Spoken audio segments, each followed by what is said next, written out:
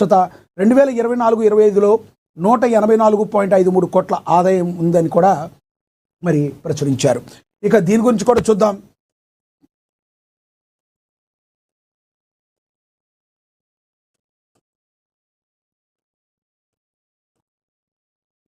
ప్రముఖ సినీ నటుడు తమిళ వెంకట్రిగజం టీవీకే అధ్యక్షుడు విజయ్ తన ఆస్తుల వివరాలను అధికారికంగా వెల్లడించారు.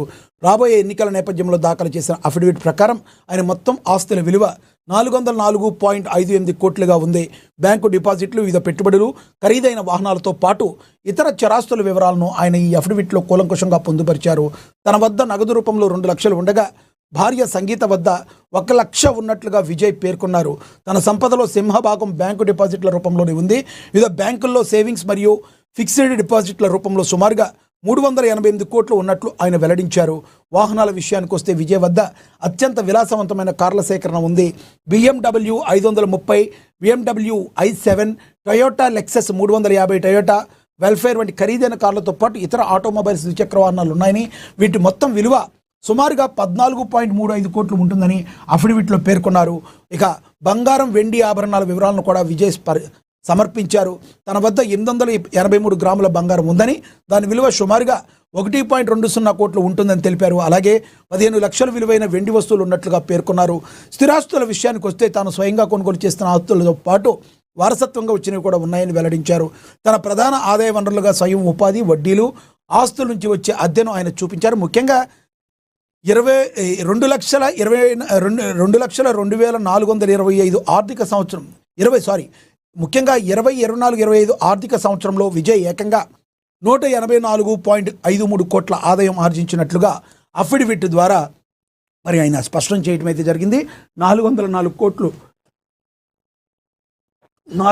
కోట్లు ఆస్తిని ఆయన చూపించడం అయితే జరిగింది. ఇక వారు లేకపోతే ఈరోజు తెలంగాణ ముఖ్యమంత్రులు, మంత్రులు ఉండేవారా? మండల్లో విజయశాంతి గళం విప్పారు. సర్కారుపై ప్రశంసల వర్షాన్ని అయితే కురిపించారు. దీని గురించి కూడా చూద్దాం. మండల్లో విజయశాంతి గళం విప్పారు. సర్కారుపై ప్రశంసల వర్షం కురిపించారు. తెలంగాణ రాష్ట్రం కోసం తెగించి పోరాడిన ఉద్యమకారులు లేకపోతే ఈరోజు రాష్ట్రంలో ముఖ్యమంత్రి కానీ, మంత్రులు కానీ ఉండేవారా అని శాసనమండలి ఎమ్మెల్సీ విజయశాంతి ప్రశ్నించారు. రాష్ట్ర ఏర్పాటు కోసం ఉద్యమించిన వారి తరపున విజయశాంతి మండలిలో తన గళం వినిపించారు. పదవుల కంటే ముందు ఉద్యమకారుల త్యాగాలను గుర్తించాలని ఆమె విజ్ఞప్తి చేశారు. ఎన్నికల సమయంలో ప్రజలకు ఇచ్చిన హామీలతో పాటు వివిధ సందర్భాల్లో ఉద్యమకారులకు ఇచ్చిన హామీలను కూడా అమలు చేయాలని ఆమె ప్రభుత్వాన్ని కోరారు. ఉద్యమకారులను ఆదుకోవడం ప్రభుత్వం బాధ్యత అన్నారు. ఉద్యమకారుల విషయంలో ఈ ప్రభుత్వం తన బాధ్యతను నిర్వర్తిస్తే కాంగ్రెస్ పార్టీ చరిత్రలో నిలుస్తుందన్నారు. లేదంటే చారిత్రక తప్పిదంగా మిగిలిపోతుందని హెచ్చరించారు. రాష్ట్ర వ్యాప్తంగా ఉన్న ఉద్యమకారుల గురించి వారికి తగిన గౌరవం, పునరావాసం కల్పించాలని విజయశాంతి మరి చెప్పారు. ఉద్యమకారులు అనేవాళ్ళు లేకపోతే తెలంగాణ రాష్ట్రం అసలు ఎక్కడి నుంచి వస్తుంది అని చెప్పి విజయశాంతి ప్రశ్నించడం అయితే జరిగింది. ఇక తదుపరి చెన్నైని చితకొట్టిన వైభవ్ సూర్యవంశీ, సిఎస్కేపై రాజస్థాన్ రాయల్స్ ఘన విజయం సాధించిందని కూడా ప్రచురించడం అయితే జరిగింది. మనకి తెలుసు ఐపీఎల్ ఫెస్టివల్ స్టార్ట్ అయింది.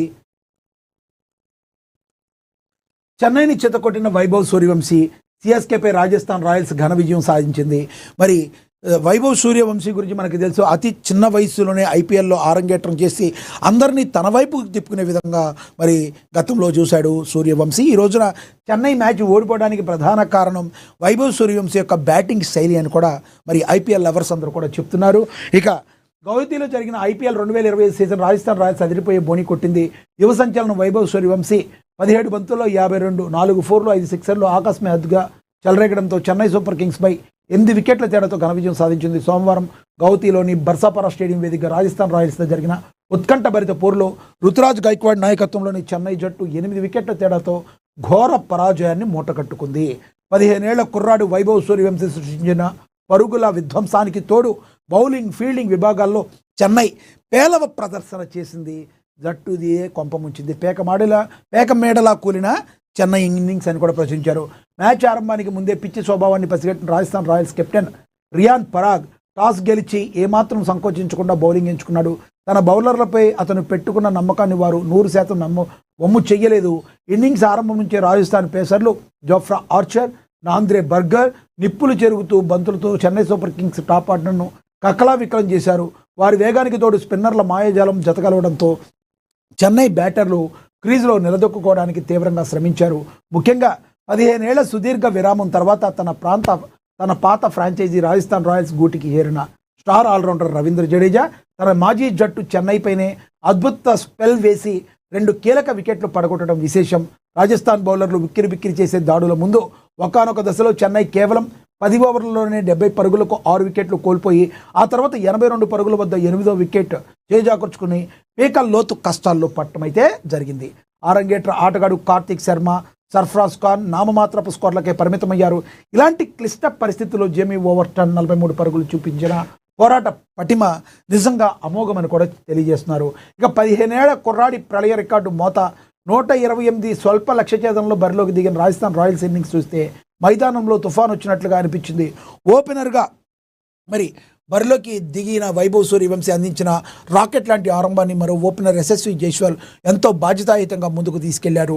వైభవ్ అవుట్ అయిన తర్వాత క్రీజులోకి వచ్చిన వికెట్ కీపర్ ధ్రువ్ జురెల్ కాసేపు బ్యాట్ జుడిపించి అన్షుల్ కాంపోజ్ బౌలింగ్లోనే క్లీన్ బౌల్డ్ అయ్యాడు. ఆ తర్వాత బ్యాటింగ్కి వచ్చిన కెప్టెన్ రియాన్ పరాగ్, యశస్వి జైస్వాల్ ఎలాంటి తడబాటు లేకుండా మ్యాచ్ను లాంఛనంగా అయితే ముగించారు. ఓవరాల్గా మరి చెన్నై సూపర్ కింగ్స్ మీద మరి ఆర్ఆర్ బోని కొట్టింది.